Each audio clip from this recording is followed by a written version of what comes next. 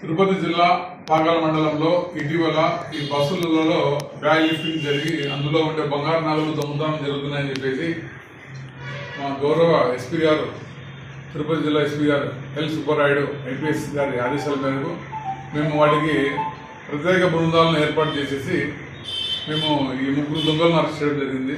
వీరు ముగ్గురులో ఒకరు బండి మేరీ, బండి రాధిక, బండి దివ్య అని వీళ్ళు ముగ్గురు. వీళ్ళలో మొదటి వ్యక్తి, రెండో వ్యక్తికి గతంలో పాత నేరస్తుల్లో అనుభవం ఉంది. చాలా కేసుల్లో వీళ్ళు ముద్దాలుగా ఉన్నారు.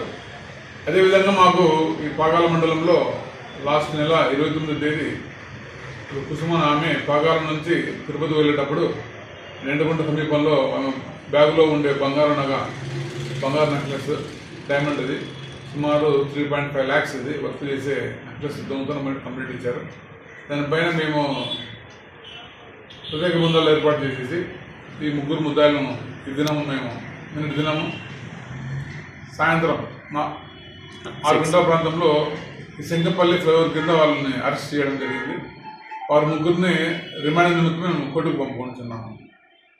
ప్రజలందరికీ విజ్ఞప్తి ఏమంటే బస్సులో ప్రయాణించేటప్పుడు మీ బ్యాగ్స్ జాగ్రత్తగా చూసుకోవాల్సిందిగా కోరుతున్నాము.